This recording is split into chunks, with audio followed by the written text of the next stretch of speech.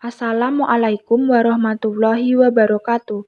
Kami dari kelompok 1 dengan anggota Natasha Herawati, Natasha Pramudia, Nisrina Hasna, Nungki Erik, Nurfaizah, dan Nurul Fatah akan mempresentasikan hasil diskusi kami mengenai anatomi dan fisiologi sistem respirasi. Yang pertama, yaitu pengertian anatomi fisiologi dan sistem respirasi. Respirasi atau pernafasan merupakan suatu mekanisme pertukaran gas oksigen atau O2 yang dibutuhkan oleh tubuh untuk memetabolisme sel dengan karbon dioksida atau CO2 yang dihasilkan dari metabolisme. Tujuan dari sistem respirasi adalah untuk memperoleh oksigen dari udara ke jaringan tubuh dan membuang karbon dioksida. Menurut Scanlon, dalam bukunya Essential of Anatomy and Physiology edisi 5 tahun 2007, sistem respirasi manusia dapat dibagi menjadi dua, yaitu sistem respirasi atas dan sistem respirasi bawah. Yang pertama, sistem respirasi atas. Sistem respirasi atas terdiri dari bagian luar rongga dada, yaitu hidung, rongga hidung, faring, laring, dan trakea atas. Yang kedua, sistem respirasi bawah. Sistem respirasi bawah terdiri dari bagian dalam rongga dada, yaitu trakea bawah dan paru-paru, termasuk pembuluh bronsial dan alveoli. Membran pleura dan otot respirasi yang membentuk diafragma dan otot interkosta juga merupakan bagian dari sistem respirasi. Pertukaran gas terjadi di paru-paru. Alveoli merupakan tempat terjadinya pertukaran gas antara O2 dan CO2 di paru. Pompa muskuloskeletal yang mengatur pertukaran gas dalam proses respirasi terdapat pada rongga pleura dan dinding dada. Rongga pleura terbentuk dari dua selaput serosa yang meliputi dinding dalam rongga dada yang disebut pleura parletalis dan yang meliputi paru atau pleura visceralis. Selanjutnya adalah anatomi sistem respirasi. Yang pertama adalah hidung. Hidung tersusun atas tulang dan tulang rawan hialin, kecuali pada nares anterior yang dindingnya tersusun atas jaringan ikat fibrosa dan tulang rawan. Permukaan luarnya dilapisi kulit dengan kelenjar sebasia besar dan rambut. Kemudian terdapat epitel respirasi, berupa epitel berlapis silindris, bersilia bersel goblet, dan mengandung sel basal.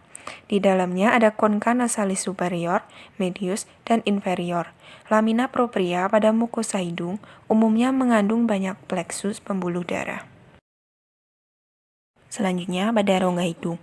Rongga hidung dimulai dari vestibulum, yakni pada bagian anterior ke bagian posterior yang berbatasan dengan nasofaring. Rongga hidung terbagi atas dua bagian, yakni secara longitudinal oleh septum hidung dan secara transversal, yaitu berupa concha superior, medialis, dan inferior. Vestibulum yang dilapisi oleh sel submukosa berfungsi sebagai proteksi. Rambut di dalam rongga hidung yang berperan sebagai penapis udara. Struktur konka yang berfungsi sebagai proteksi terhadap udara luar karena strukturnya berlapis. Sel silia yang berperan melemparkan benda asing keluar dalam usaha untuk membersihkan jalan napas. Selanjutnya adalah faring. Faring terletak pada bagian posterior dari rongga mulut.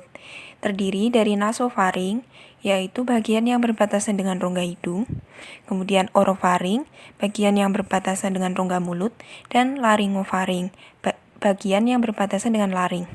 Faring merupakan bagian di mana pemisahan antara makanan dan udara terjadi.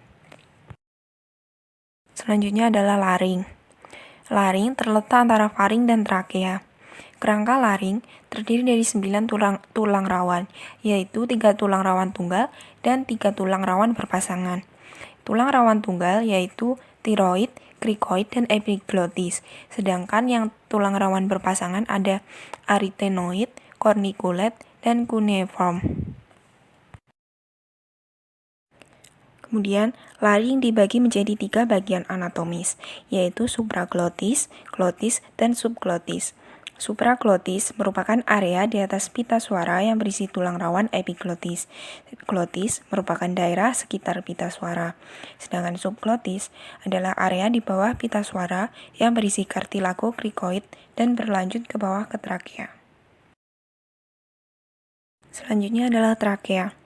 Trakea merupakan batang tenggorokan lanjutan dari laring yang terbentuk oleh 16-20 cincin yang terdiri dari tulang kartilago berbentuk C dan berakhir ketika bercabang dua di karina. Trakea terdiri dari jaringan ikat yang dilapis oleh otot polos. Dinding-dinding trakea tersusun atas sel epitel bersilia yang menghasilkan lendir.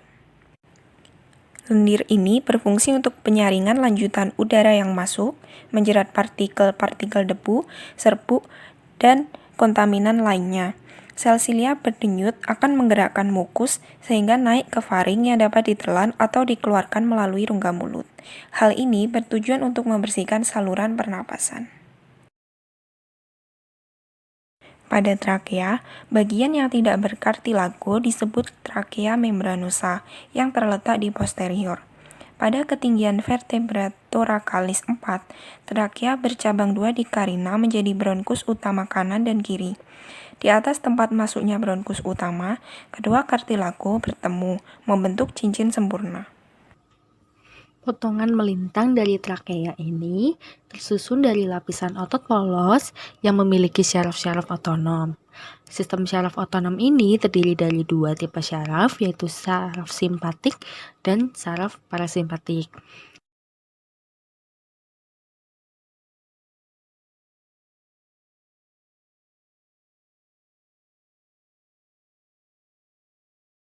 Otot polos pada trakea memiliki dua reseptor. Yang pertama yaitu beta-2 adrenergic reseptor yang memperbesar diameter trakea, dan yang kedua adalah muscarinic reseptor yang memperkecil diameter trakea.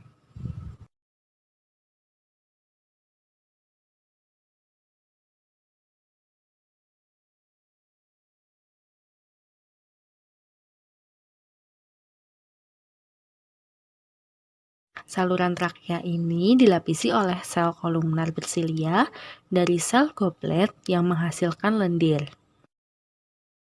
Selanjutnya adalah bronkus. Bronkus merupakan percabangan trakea kanan dan kiri. Percabangan dari trakea kanan dan kiri itu disebut bronkus primer. Kemudian, percabangan dari bronkus primer akan membentuk bronkus lobaris atau bronkus sekundari. Kemudian, bronkus sekundari akan bercabang menjadi bronkus segmental atau tertiari. Kemudian, bronkus segmental akan bercabang menjadi bronkiolus.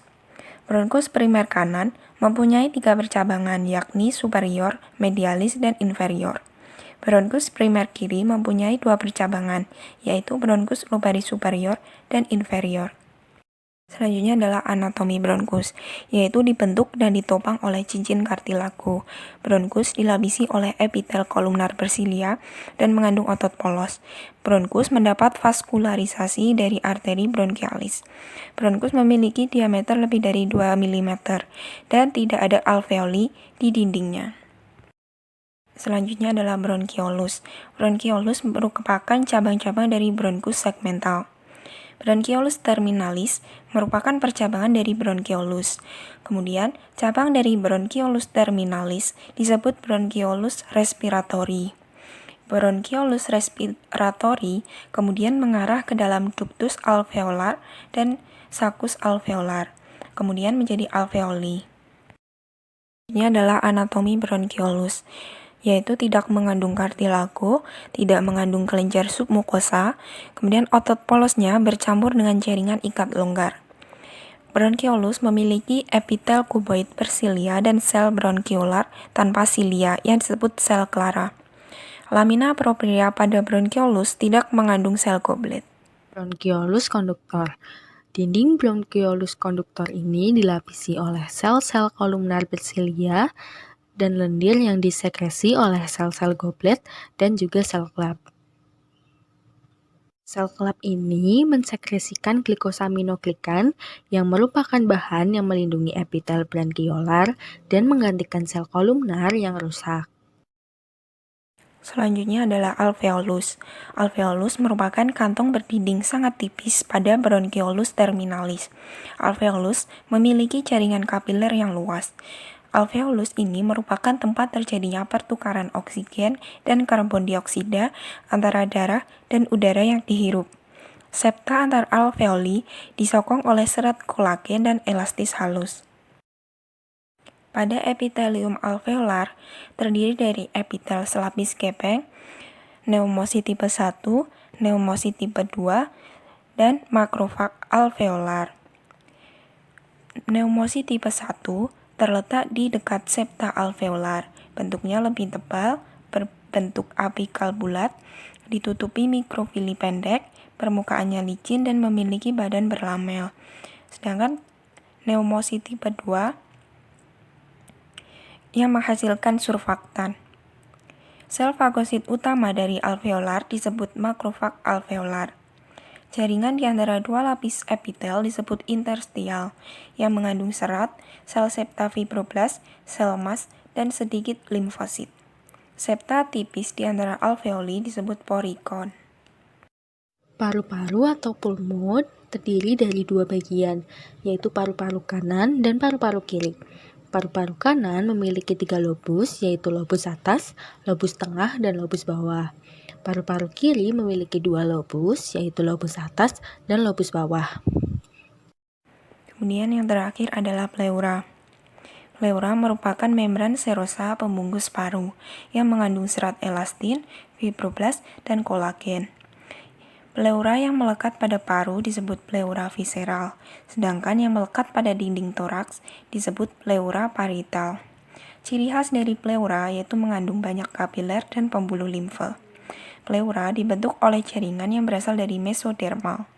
Di antara pleura terdapat rongga pleura, pada keadaan normal berisi cairan pleura, yang berfungsi untuk memisahkan kedua pleura supaya tidak lengket.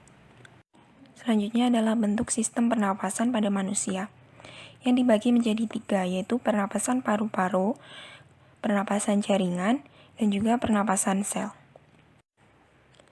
Yang pertama adalah pernapasan paru-paru atau pernapasan pulmoner, yaitu merupakan pertukaran oksigen dan karbon dioksida yang terjadi pada paru-paru.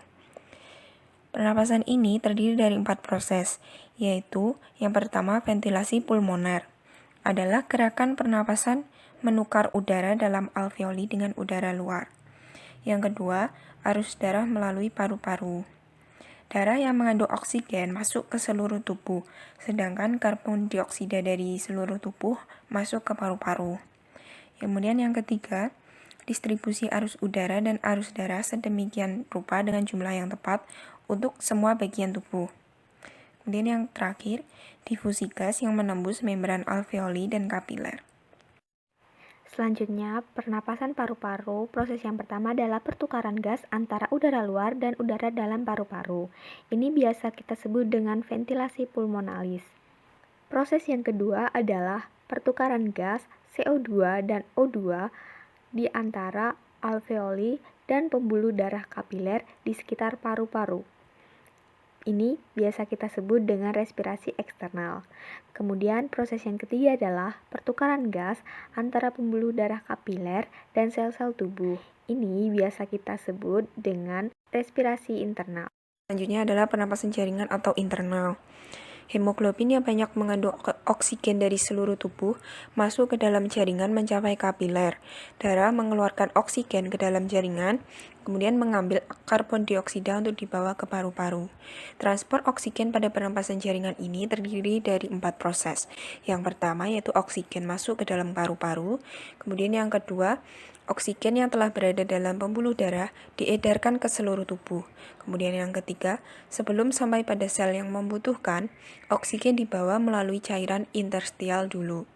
Kemudian yang terakhir, tekanan parsial oksigen pada cairan interstial berbeda dengan tekanan oksigen dalam sel, sehingga oksigen dapat berdifusi masuk ke dalam sel. Yang terakhir adalah pernapasan sel. Oksigen yang masuk ke dalam sel digunakan dalam reaksi metabolisme, yaitu reaksi oksidasi senyawa karbohidrat, lemak, dan protein, sehingga menghasilkan energi.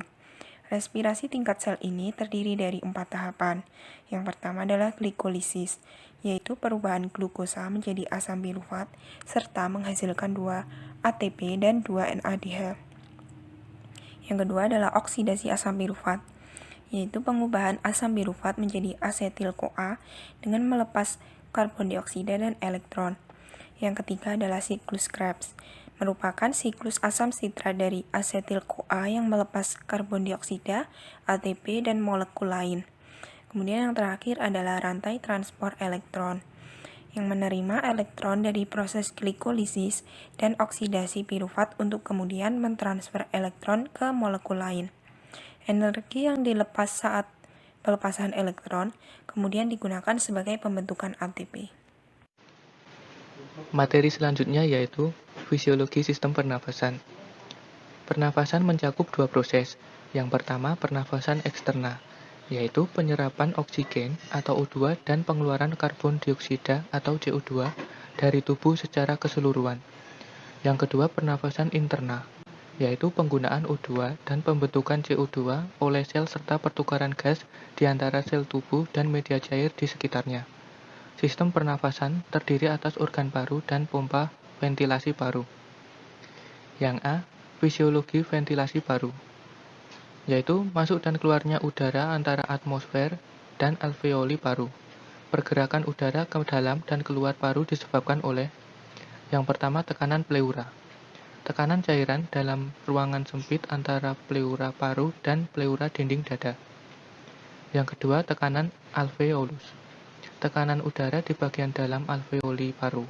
Ketika glotis terbuka dan tidak ada udara yang mengalir ke dalam atau keluar paru, maka tekanan pada semua jalan nafas sampai alveoli semuanya sama dengan tekanan atmosfer atau tekanan acuan 0 dalam jalan nafas, yaitu tekanan 0 cm H2O. Yang ketiga, tekanan transpulmonal. Perbedaan antara tekanan alveoli dan tekanan pada permukaan luar paru, dan ini adalah nilai daya elastis dalam paru yang cenderung mengempiskan paru pada setiap pernapasan yang disebut tekanan daya lenting paru. Yang B, fisiologi kendali persarafan pada pernafasan. Terdapat 2 mekanisme neural terpisah bagi pengaturan pernafasan. Yang pertama, mekanisme yang berperan pada kendali pernafasan volunter. Pusat volunter terletak di korteks cerebri dan impuls dikirimkan ke neuron motorik otot pernafasan melalui jaras kortikospinal. Yang kedua, mekanisme yang mengendalikan pernafasan otomatis.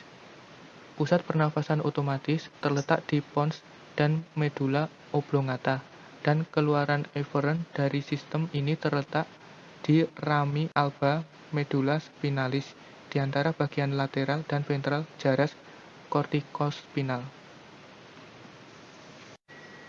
Selanjutnya, C. Pengangkutan oksigen ke jaringan.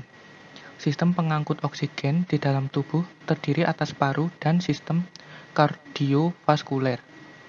Pengangkutan oksigen menuju jaringan tertentu bergantung pada jumlah oksigen yang masuk ke dalam paru, adanya pertukaran gas dalam paru yang adekuat, aliran darah menuju jaringan, dan kapasitas darah untuk mengangkut oksigen. Aliran darah bergantung pada derajat konstriksi jalinan vaskular di dalam jaringan serta curah jantung.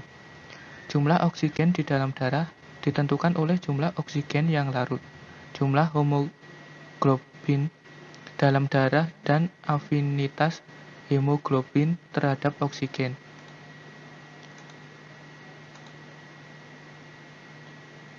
Untuk pergerakan dinding dada dan diafragma pada proses inspirasi dan ekspirasi dapat dilihat pada gambar di sebelah kanan. Yang selanjutnya ada proses atau mekanisme pernafasan. Dalam paru-paru terjadi pertukaran zat antara oksigen yang masuk ke dalam darah dan CO2 dikeluarkan dari darah secara osmosis. CO2 dikeluarkan melalui transfus respiratorius atau jalan pernafasan dan masuk ke dalam tubuh melalui kapiler-kapiler vena pulmonalis. kemudian masuk ke serambi kiri jantung atau atrium sinistra, menuju ke aorta, kemudian ke seluruh tubuh atau jaringan-jaringan dan sel-sel. Di sini terjadi oksidasi atau pembakaran. Sebagai sisa pembakaran yaitu CO2 dan dikeluarkan melalui peredaran darah vena masuk ke jantung atau serambi kanan atau atrium destra menuju ke bilik kanan atau ventricle destra dan dari sisi keluar melalui arteri pulmonalis ke jaringan paru-paru. Akhirnya dikeluarkan menembus lapisan epitel dari alveoli. Proses pengeluaran CO2 ini adalah sebagai dari sisa metabolisme, sedangkan sisa dari metabolisme lainnya akan dikeluarkan melalui transfus urogenital dan kulit. Pernafasan terdiri dari dua mekanisme, yaitu inspirasi atau menarik napas dan ekspirasi atau menghembuskan napas. Pernafasan pada manusia dapat digolongkan menjadi dua, yaitu pernafasan dada dan pernafasan perut. Yang pertama adalah pernapasan dada. Di dalam pernapasan dada, otot yang berperan adalah otot antar tulang rusuk. Langkah-langkahnya adalah sebagai berikut. Pengambilan udara terjadi saat otot antar tulang rusuk berkontraksi atau mengerut, sehingga volume rongga dada membesar dan tekanan udara di dalam rongga dada mengecil, sehingga udara dari luar akan masuk ke paru-paru. Ini biasa disebut dengan inspirasi. Kemudian, untuk pengeluaran udara terjadi saat otot antar tulang rusuk berelaksasi atau mengendur. Ini akan menyebabkan volume rongga dada mengecil dan tekanan udara di rongga dada membesar sehingga udara di dalam paru-paru akan keluar tubuh. Ini biasa disebut dengan ekspirasi. Yang kedua adalah pernapasan perut. Dalam pernapasan perut, yang berperan adalah otot diafragma. Pengambilan udara terjadi saat otot diafragma berkontraksi. Posisi diafragma akan mendatar. Kemudian, volume rongga dada akan membesar dan tekanan di rongga dada mengecil, sehingga udara dari luar masuk ke paru-paru, atau biasa kita sebut dengan inspirasi. Kemudian, pengeluaran udara terjadi saat otot diafragma berelaksasi. Posisi diafragma akan melengkung ke atas. Kemudian, volume rongga dada akan mengecil dan tekanan di rongga dada akan membesar. Udara di paru-paru akan keluar tubuh atau biasa disebut dengan ekspirasi. Materi selanjutnya yaitu pengaturan dan pengendalian pernapasan. Yang A. Fisiologi kendali persarafan pada pernapasan. Terdapat dua mekanisme neural terpisah bagi pengaturan pernafasan, yaitu mekanisme yang berperan pada kendali pernafasan volunter dan mekanisme yang mengendalikan pernafasan otomatis. Serat saraf yang meneruskan impuls inspirasi berkumpul pada neuron motorik N. phrenicus pada kornu ventral C3 hingga C5 serta neuron motorik intercostales eksterna pada kornu ventral sepanjang segmen torakal medula. Serat saraf yang membawa impuls ekspirasi bersatu terutama pada neuron motorik intercostales interna sepanjang segmen torakal medula. Materi selanjutnya B. Pengaturan aktivitas pernapasan. Baik peningkatan PCO2 atau konsentrasi H+ darah arteri maupun penurunan PO2 akan memperbesar derajat aktivitas neuron pernafasan di medula oblongata. Sedangkan perubahan ke arah yang berlawanan mengakibatkan efek inhibisi ringan. Pengaruh perubahan kimia darah terhadap pernafasan berlangsung melalui kemoreseptor pernafasan di glomus karotikum dan aortikum serta sekumpulan sel di medula oblongata maupun di lokasi lain yang peka terhadap perubahan kimiawi dalam darah. Reseptor tersebut membangkitkan impuls yang merangsang pusat pernafasan. Bersamaan dengan dasar pengendalian pernafasan kimiawi, berbagai afferent lain menimbulkan pengaturan non-kimiawi yang memengaruhi pernafasan pada keadaan tertentu. Untuk berbagai rangsang yang mempengaruhi pusat pernafasan dapat dilihat pada gambar di samping berikut. Selanjutnya, C. Pengendalian kimiawi pernapasan. Mekanisme pengaturan kimiawi akan menyesuaikan ventilasi sedemikian rupa sehingga PCO2 alveoli pada keadaan normal dipertahankan tetap. Dampak kelebihan H+ di dalam darah akan dilawan, dan PO2 akan ditingkatkan apabila terjadi penurunan mencapai tingkat yang membahayakan. Volume pernafasan semenit berbanding lurus dengan laju metabolisme, tetapi penghubung antara metabolisme dan ventilasi adalah CO2, bukan O2. Reseptor di glomus, karotikum, dan aortikum terangsang oleh peningkatan PCO2 ataupun konsentrasi H+ darah arteri atau oleh penurunan PO2. Setelah denervasi kemoreseptor karotikum, respon terhadap penurunan PO2 akan hilang. Efek utama hipokisa setelah denervasi glomus karotikum adalah penekanan langsung pada pusat pernafasan. Respon terhadap perubahan konsentrasi H+ darah arteri pada pH 7,3 hingga 7,5 juga dihilangkan, meskipun perubahan yang lebih besar masih dapat menimbulkan efek. Sebaliknya, respon terhadap perubahan PCO2 darah arteri hanya sedikit dipengaruhi dengan penurunan tidak lebih dari 30 hingga 35%. Selanjutnya yaitu kemoreseptor dalam batang otak. Kemoreseptor yang menjadi perantara terjadinya hiperventilasi pada peningkatan PCO2 darah arteri setelah glomus karotikum dan aortikum didenervasi terletak di medula oblongata dan disebut kemoreseptor medula oblongata. Selanjutnya, respon pernafasan terhadap kekurangan oksigen. Penurunan kandungan O2 udara inspirasi akan meningkatkan volume pernafasan semenit. Selama PO2 masih di atas 60 mmHg, perangsangan pada pernafasan hanya ringan saja, dan perangsangan ventilasi yang kuat hanya terjadi bila PO2 turun lebih rendah. Namun, setiap penurunan PO2 arteri di bawah 100 mmHg menghasilkan peningkatan lepas muatan dari kemoreseptor karotikum dan aortikum. Selanjutnya, pengaruh H+ pada respon CO2. Pengaruh perangsangan H+ dan CO2 pada pernafasan tampaknya bersifat aditif dan saling berkaitan dengan kompleks, serta berbeda halnya dari CO2 dan O2. Sekitar 40% respon ventilasi terhadap CO2 dihilangkan apabila peningkatan H+ darah arteri yang dihasilkan oleh CO2 dicegah. 60% sisa respon kemungkinan terjadi oleh pengaruh CO2 pada konsentrasi H+ cairan spinal atau cairan interstitial otak. Yang terakhir ada kelainan dan gangguan pada sistem respirasi.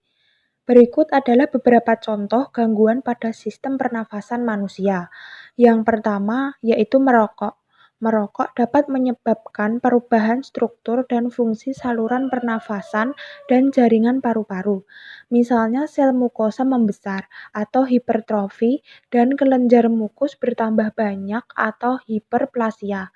Dapat pula terjadi radang ringan, penyempitan saluran pernafasan akibat bertambahnya sel-sel dan penumpukan lendir, dan kerusakan alveoli.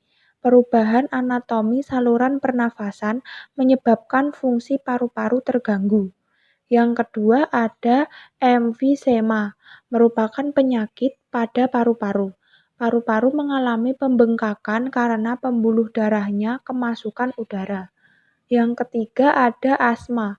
Asma merupakan kelainan penyumbatan saluran pernafasan yang disebabkan oleh alergi, seperti debu, bulu, ataupun rambut. Kelainan ini dapat diturunkan. Kelainan ini juga dapat kambuh jika suhu lingkungan. Yang keempat ada tuberkulosis atau TBC. TBC merupakan penyakit paru-paru yang disebabkan oleh Mycobacterium tuberculosis. Bakteri tersebut menimbulkan bintil-bintil pada dinding alveolus. Jika penyakit ini menyerang dan dibiarkan semakin luas, dapat menyebabkan sel-sel paru-paru mati. Akibatnya paru-paru akan kuncup atau mengecil. Hal tersebut menyebabkan para penderita TBC nafasnya sering terengah-engah. Yang kelima ada influenza atau flu, merupakan penyakit yang disebabkan oleh virus influenza. Penyakit ini timbul dengan gejala bersin-bersin, demam, dan pilek. Kemudian yang terakhir ada kanker paru-paru. Penyakit ini merupakan salah satu paling berbahaya. Sel-sel kanker pada paru-paru terus tumbuh dan tidak terkendali. Penyakit ini lama-kelamaan dapat menyerang seluruh tubuh. Selain satu pemicu kanker paru-paru adalah kebiasaan merokok, merokok dapat memicu terjadinya kanker paru-paru dan kerusakan paru-paru.